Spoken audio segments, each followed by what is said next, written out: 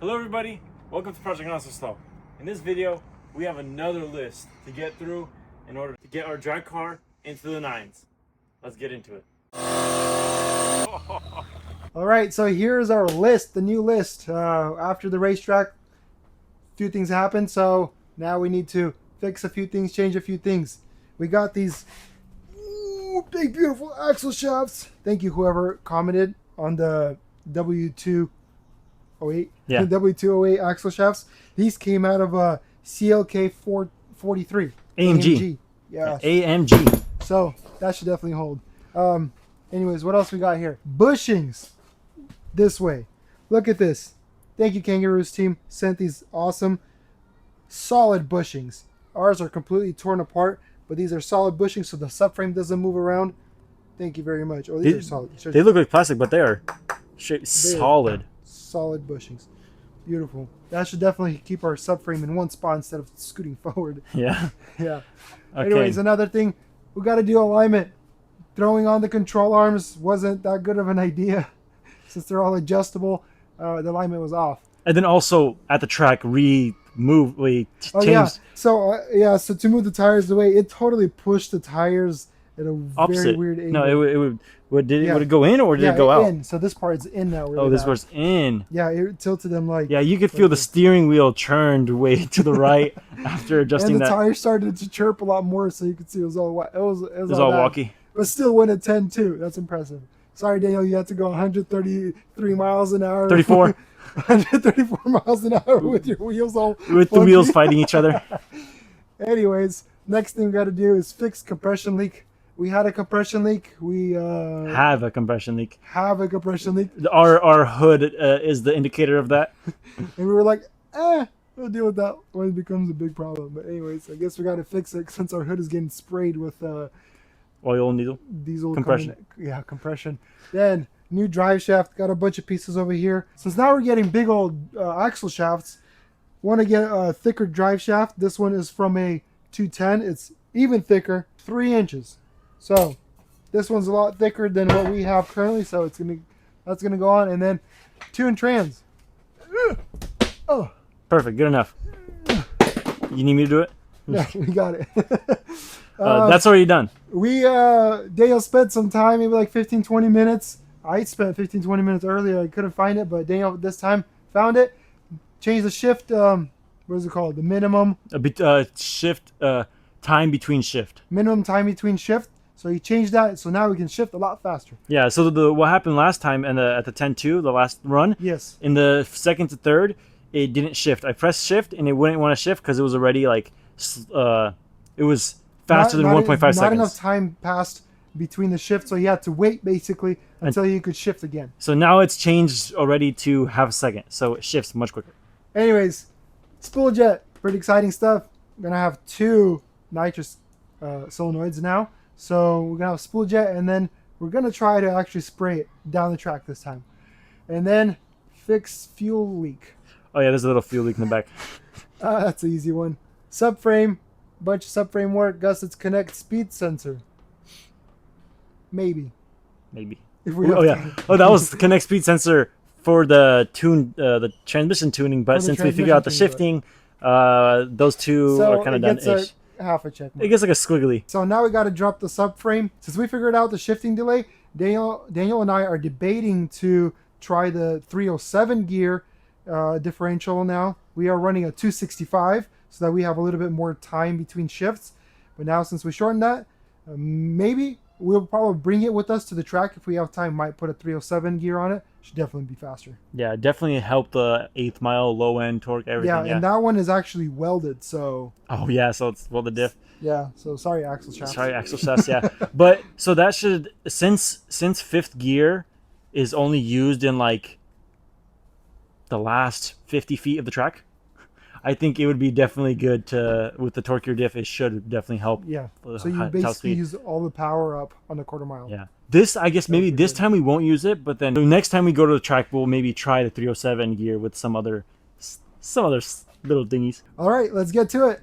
So since intercooler piping is best done with aluminum, got ourselves a TIG. Gonna try it out. Got a helper over here. Free labor. Putting my cart together. Make sure you use Loctite, buddy. Let's lower the subframe. Alrighty, here it comes. Did you unbolt everything? Oh, the springs are falling out. Do we need to cut them? No, they're good.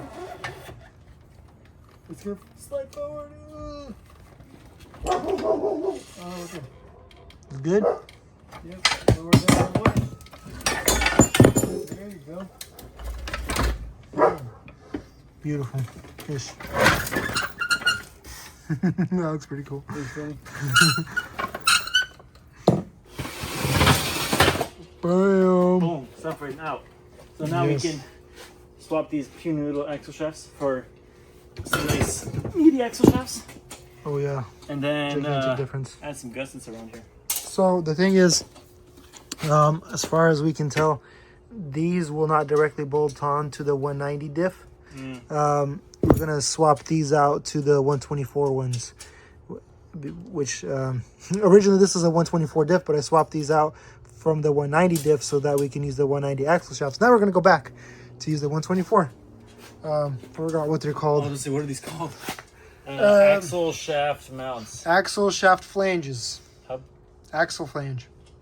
Anyway, part to mount axles. Yeah, I'm gonna assume it's an axle flange. But anyways, cool. This is exciting. Slightly used bushing, not used bushing. I mean, 40-year-old, beat up, done, lived its life. Time to go in the trash. And these. Let's go. Put some soap on it and shove it in. Alright, let's see if it goes in. Oh. Wait, did it fit all the way? No. No. The what's it called? That ring. That ring stops it? Yeah, the ring. Almost crushed Yeah, my put your finger. finger in there. No. Okay, so we gotta take off that speed sensor ring. Or ABS sensor. Yeah, the ABS sensor ring. Quickly just knock it off. And now it should fit in. Oh, yup. All the way. Beautiful. Perfect. So these axle shafts are That looks like it looks that serious. should go nines. Yeah. This does not look like it's supposed to go nines. I'm surprised it's been holding 10-1. This is impressive. So Look at that. yeah. Now we got those axle shafts. That's much beefier. Sick. So this doesn't fit in there. So we'll need to put the bigger ones on from a 124. Boom. Perfect. Awesome. All right. Yeah. I've been working on a race car with this T-shirt for 4 months now. Time for a new one. Luckily, I got 3 of these, so I can always be looking fresh while working on my car. With Project Not Slow work T-shirts, you don't just get 1 T-shirt, not 2 T-shirts, but 3 Project Not So Slow work T-shirts. They're 100% cotton, super comfortable, lightweight, and very breathable. These are actually Dennis's favorite T-shirts. He wears them every single day of his life. Even I've been wearing these Project Not So Slow work T-shirts for months. And if they get dirty, too dirty, I just toss them in the trash.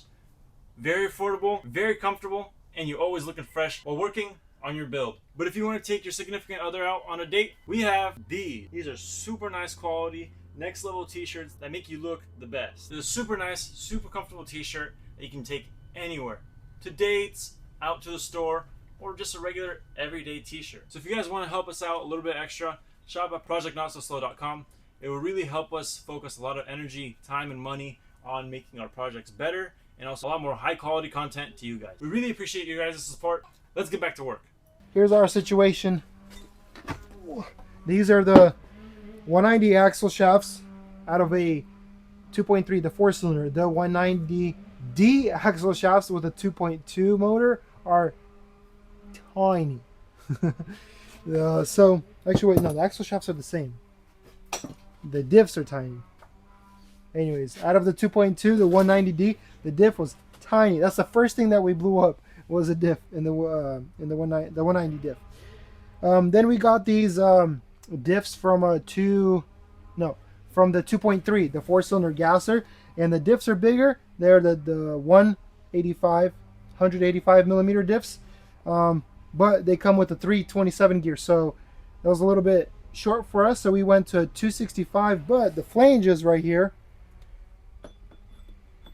from the 190 axle shafts are a little smaller.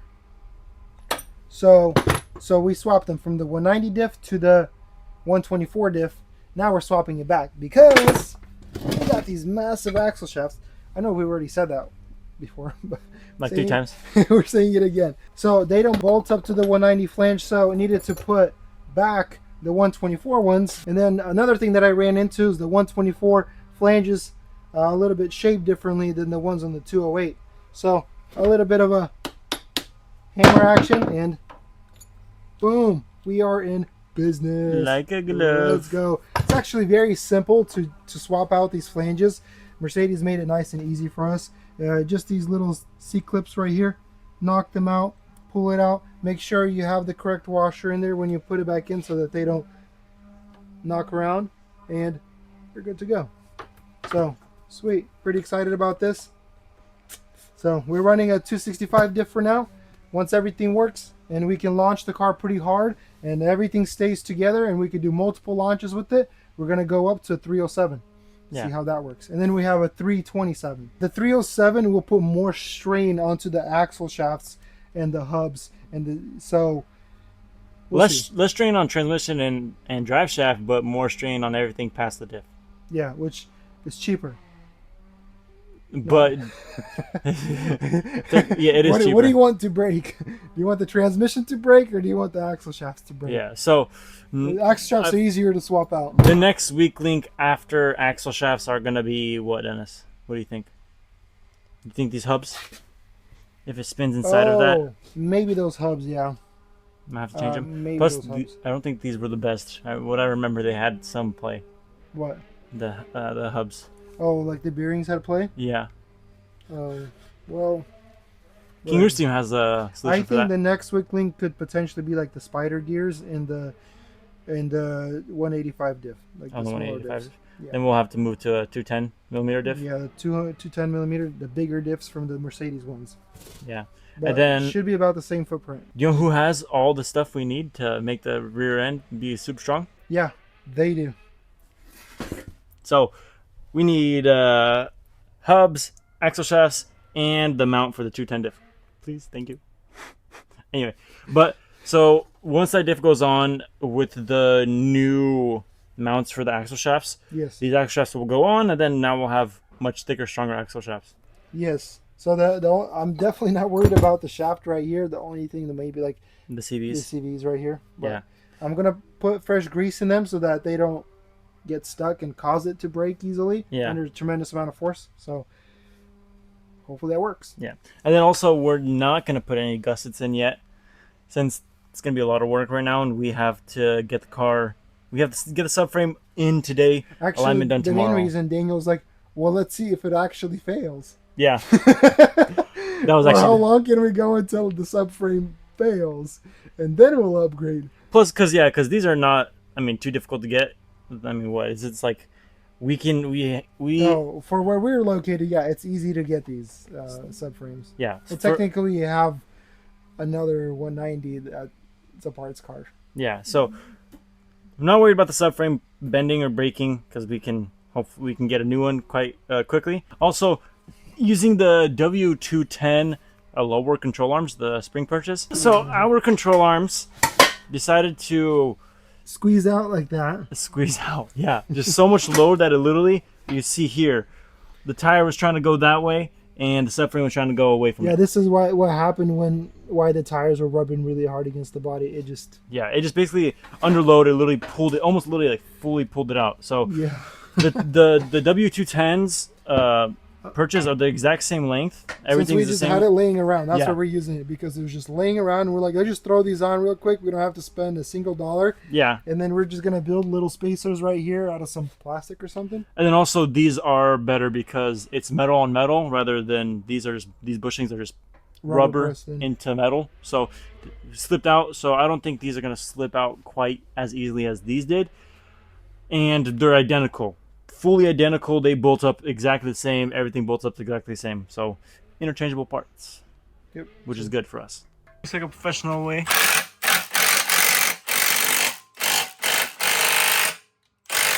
Well, that one in no problem. That one in perfectly. Yeah. A bit of soap and This side's in already. boom. Yep. Just some Dawn dish soap and it flies right in. Oh, and look at that. New control. What? Spring purchase? I guess they are new. New to the subframe. This is from a, yeah, the subframe is a 84, so and these are from a 98 or 99. So 14 years. So I guess much newer. So 14 years Surprisingly, newer. Mercedes didn't redesign didn't do a suspension redesign for such a long time. Yeah.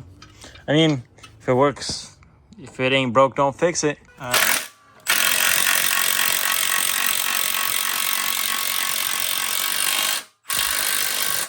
Wow. That's efficient. That's pretty efficient. That's efficient. Well, just pulling it Nice straight and through. quick. Yeah, nice and quick. 3 seconds. We should sell these. From a Grand Cherokee. From Grand Cherokee. Yeah. Right, so time for the diff, and then we're gonna throw it on. Then I'll put the axle shafts in. Put 210 shocks because they're a little stiffer. So we'll see what happens. Not a little stiffer. They're actually decently stiffer. They're a lot stiffer, but we'll see what happens. We're running it right now without bump stops. Once that turbo spools, that car just goes skip. it just the back just drops down, and I feel like the front extends all the way. That first gear pull when the turbo spools, it tilts back so hard, and then when it switches from first to second, it does like a little, like jumps it. I think we can possibly accidentally lift one tire off the ground if we wanted to. if we wanted to. I mean, I can literally lift the I car. think now that we launch, we might be able to do. Exactly. Hey, there's a guy right next to, or right before you. Last time we were at the track, was running like a 10.4 at 124. His launches were, his front tires were a foot off the ground. Wow. Yeah, and we were a lot faster, but our launches are terrible. So honestly, we might have to. We may later on have to go back to like softer or like adjustable shocks. I don't think softer because it squats pretty hard. Yeah, but that means also could keep it from lifting the front. If you, let's say you make it stiff in the back, so now it has all the force comes to the front suspension to lift it. When it switches from first to second, it might, because it's probably maxing out the suspension, it might. That's probably Break why loose? it kind of wants to chirp. But also we're gonna do alignment because the alignment was really bad. That's why we think it was It's chirping been a lot. chirping forever. But it never chirped at the Rocky Mountain Race Week. It did. It did? Every first and second. Every first and Well, second? not every, but I remember when we just started our first runs from first to second, once the turbo was spooled, it would chirp. And I was always impressed that it would chirp these tires on the sticky track. All right, yeah, I actually remember now. Anyway, so we have these little, explain what these are, Dennis. These are O-rings, so we can monitor how much the car actually squats to see if we actually bottom out the shock, if we need to put the bump stop in there. Yeah, so right now we're gonna run it without bump stops, and this is just to tell us if we need bump stops or not. Yeah. Basically for the first run. But we took out the bump stops. Yeah. Anyways, pretty exciting, solid bushings, and about to put on the bigger axle shafts. Daniel, show everybody what you created. This I've seen. So I see a lot of people with the plastic. Well, that's the stock ones. The plastic ones, they do break. They do break. You'll be taking a turn and boop, you have a two-piece. Yeah, when I bought this car, it was broken. Yeah, they're always broken in the older Mercedes. So Daniel took this is from like a Toyota Camry. Toyota Camry, and then like 2000 regular Cherokee. What is this? Is it for a sway bar? It's a sway bar. Yeah, it's a sway bar linkage. Cut, measured, welded, and used the pin from the old what is it called? Sway bar link. Yeah. Use the old like there's a little spacer inside to slip it into this piece, and you can see actually down there. That's why this is able to move side to side a little bit. Actually, no, it can't. But anyway, it works great. So now we have solid sway bar links. Yep.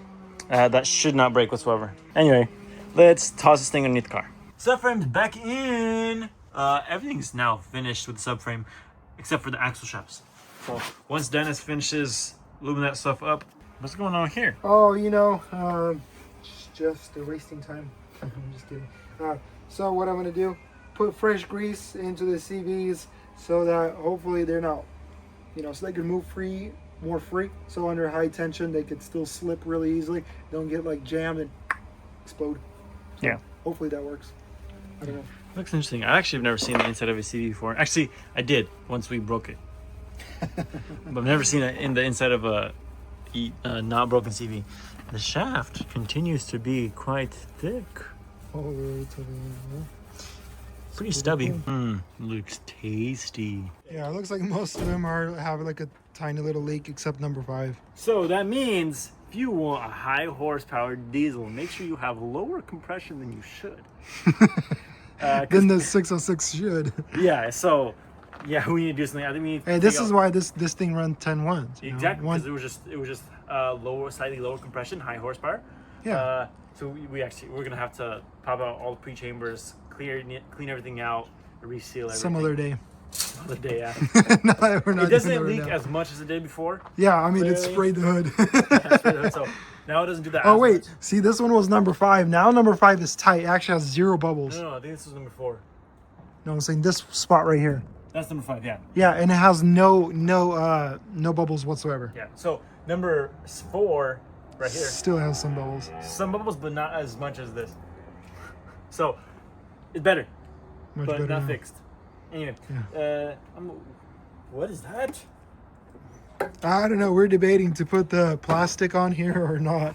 I Since- want to try it first. Let me just explain the reason why we have this valve cover, and why it's all charred like this. So the reason why it's charred is, if you've seen in a video a while back, this engine came out of completely burnt E300, completely burnt down. So you see this? This is straight up heat warping the steel. The intake Aluminum. manifold, Not steel. sorry, the aluminum. The intake manifold. Yeah, show the intake manifold. So for people who don't know, this 606 that we're running in the race car that has been 10-1, completely stock bottom end. The cylinder head just has valve springs. Otherwise, we took it off, just cleaned it up, cleaned up the ports, and fresh head gasket and tightened it back up. With the same bolts, reuse the same bolts. It has taken 60 psi already, has went 10-1. This is the This is what the intake manifold was. stock intake manifold. This is the intake manifold that came with this engine. Yeah. So it was a completely burnt front end.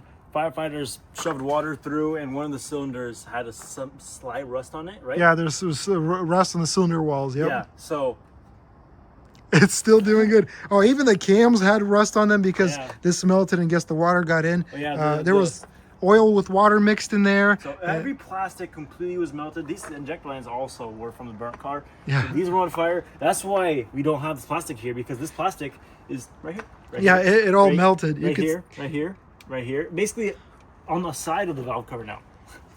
It's over here. Oh yeah. So that's where the top of the valve cover is. Yeah, so that's why this valve cover looks so bad. But anyways, pretty impressed. We got this engine for extremely cheap. Well, we got the whole car extremely cheap because it was completely burnt. So this is how it's gonna look. I don't know. It feels weird. For some reason now, when putting this on, it looks straight up like that Bauer engine. It just looks wrong, to be honest. It doesn't look It's right. I know 100%. I don't even like it, So though. many purists are gonna say, "Oh my goodness, you have to run it with this because that's original." The plastic? Yeah. So many people are gonna be like, "Oh my I goodness, you know. have to run it with this OEM Mercedes stuff." I don't know. it looks I'd a like bit it. funky. I like it without Actually, it. that kind of slightly growing on me now. What? The valve Unless- cover? Maybe cut it off right You know, here. I kind of want to leave this special for the race engine. So once we put the race engine in, Oh, like the it's going to super be nice painted. thing, So yeah. it's all going to be like, that's what I was leaving the burnt valve cover in this engine, the way it is. And then the race engine going to be beautiful. I already drilled out the hole. Now it looks like OEM back here. Well, you could use it on the race engine now. I don't know. I kind of like it now. But anyway, I don't know. Yeah, I guess, yeah, people comment. Leave for now on the burnt engine, leave the plastic off. I mean, put the plastic back on or leave it off. what do you guys think? I mean, I personally think leave it off because then you can monitor all the injectors and make sure there's no crazy leaks or anything at the racetrack. Or put it on because it looks cool. And then take it off every time, after every run to take a look. How are people gonna know it's a Mercedes engine if it doesn't have that Mercedes sign on it? People will come up to the car. Hey, what is this? Is this original? Is this the engine? Like, Let's put a sticker on it. put a sticker on it. Yeah. Probably not the sticker. Anyways, yeah, let us know. What do you guys feel like? Plastic? No plastic. I like the plastic. I like no plastic. Hey. See you guys tomorrow. See you tomorrow. We had a broken clip. I was like, damn, 3D print some in carbon fiber. And look at this. 3D printed a whole bunch of them. We're testing them out. I mean, if they work, I would love to like sell them if they work. So Yeah, so these are carbon fiber filament printed ones.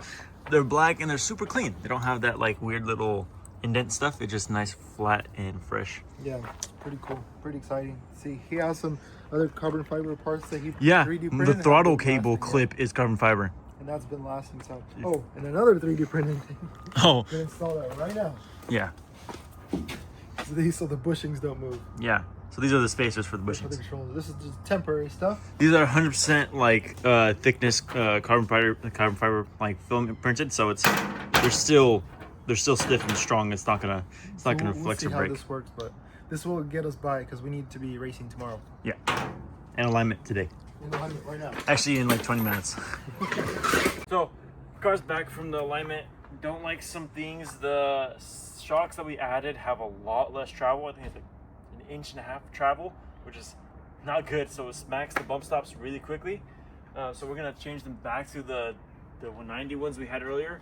The tires are getting really close to the body when under squatting. So gonna roll the fenders a bit more. Just Yeah, roll the fenders a little bit and then these tires. jump on it. I mean, it's almost okay. Oh, it hits pretty hard. You can hear it go squeak, squeak. So it hits pretty hard. So hits pretty hard. That needs to be fixed. What is that drive shaft? Oh my goodness. You in level 50 drive shaft here?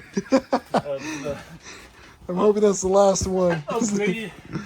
We a lot of XP used for this drive shaft. Well, what happened was there was gold spray paint that I was tired of having it in the cabinet, and I just wanted to get rid of it. A pimped out drive shaft is all I can say. This thing is gonna. If this thing doesn't make us go 8s, then something's wrong with someone else. Spray paint a different color. Anyway, so fully finished. Dennis finished welding the drive shaft. So this should bolt right into the car. That's it for this video. Thank you guys for watching. God bless you guys. God bless America, and we'll see you next week.